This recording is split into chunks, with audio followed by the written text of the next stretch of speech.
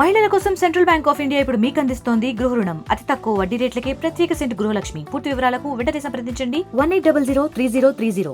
Party ఫిరాయింపులపై హైకోర్టులో దాఖలైనటువంటి case నేపథ్యంలో ఈరోజు హైకోర్టు తీర్పును వెలువడించడం జరిగింది. 4 వారాల్లో పూర్తిస్థాయి నివేదికను పంపించాలంటూ కూడా పూర్తిగా నోటీసులు జారీ చేసినటువంటి పరిస్థితి. ఒకసారి ఈ అంశంపై మాట్లాడదాం. ప్రస్తుతం మనతో పాటు మహబూబ్నగర్ ఎంపీ డీకే అరుణ గారు.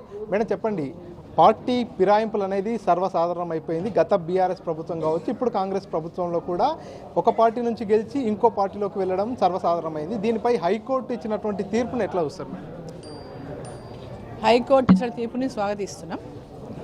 ఎందుకంటే ఇప్పుడు ఉన్నటువంటి ముఖ్యమంత్రి గారు గతంలో వారు ఏం మాట్లాడినో పార్టీ ఫిరాయింపుల పైన ఒకసారి ఆలోచన చేసుకోవాలి. వారి మాటలను వాళ్ళే ఒకసారి యూట్యూబ్లో రికార్డ్ వేసుకొని చూసుకోవాలి, ఒకసారి రివైండ్ చేసుకోవాలి. రేవంత్ రెడ్డి గారు గతంలో ప్రతిపక్షంలో ఉన్నప్పుడు వారు ఈ పార్టీ ఫిరాయింపులపైన ఏం మాట్లాడినరు, ఈరోజు వారే ముఖ్యమంత్రిగా ఉండి ఏం చేస్తున్నారు అంటే, ఈరోజు వారు అధికారంలో ఉంటే ఒక మాట, అధికారంలో లేకుంటే ఒక మాట. గతంలో బీఆర్ఎస్ పార్టీ అధికారం ఉన్నప్పుడు కాంగ్రెస్ వాళ్ళంతా చేసుకుని ప్రతిపక్షమే లేకుండా చేసింది. ఈరోజు కాంగ్రెస్ పార్టీ అదే ప్రయత్నం చేస్తూ ఉంది. అంటే మీరు ఒకరి మీద ఒకరి బదలాలు తీసుకుంటున్నా, లేకపోతే ఏదన్నా కనీసం మర్యాదలు విలువలు పాటించే లక్షణం ఉందా? అంటే అంటే భావితరాలకు వీళ్ళు ఏం మెసేజ్ ఇస్తారు? ఎప్పుడు ఎవరు ఏ పార్టీలోనైనా గెలవచ్చు, ఎక్కడైనా దుంకొచ్చు.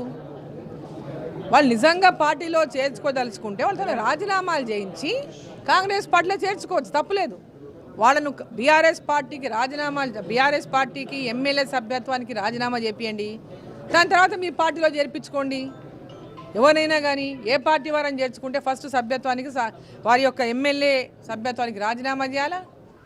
వారి పార్టీకి రాజీనామా చేసుకుంటారో ఆ పార్టీ లిస్ట్ వాళ్ళు రాజీనామా చేసుకుని దాని తర్వాత కాంగ్రెస్ పార్టీ చేర్చుకోవాలి. అదొక సాంప్రదాయం, ఒక పద్ధతి. కానీ ఏం చేస్తున్నారు ఇవాళ వీళ్ళు? వాళ్ళు నడిచిన బాటలోనే వీళ్ళు నడుస్తున్నారు.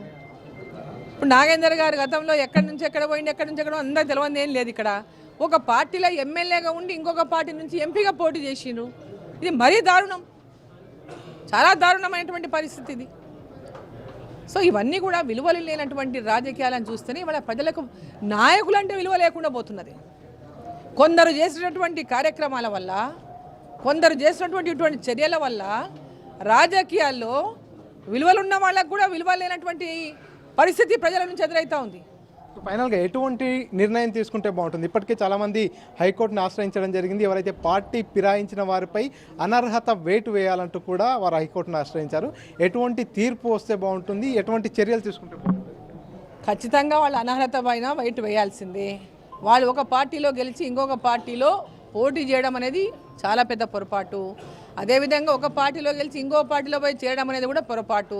వాళ్ళు రాజకీయంగా నిజంగా రాజకీయ విలువలు కలిగిన వ్యక్తులైతే, చేర్చుకున్న పార్టీ విలువలు కలిగిన పార్టీ అయితే ఇమ్మీడియట్గా వాళ్ళతో రాజీనామాలు చేయించి వారిని పార్టీలో చేర్చుకొని మళ్ళీ ఉప ఎన్నికలు వాళ్ళని గెలిపించుకోవాలి.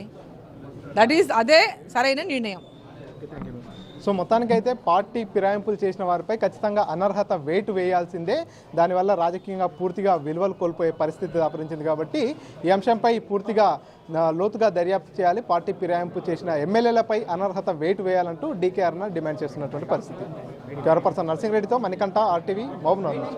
మరిన్ని వీడియోస్ కోసం ఛానల్ ని సబ్స్క్రైబ్ చేయండి. లేటెస్ట్ అప్డేట్స్ కోసం వాట్సాప్ ఛానల్ ని ఫాలో చేయండి. అండ్ లింక్ డిస్క్రిప్షన్ లో ఉంది.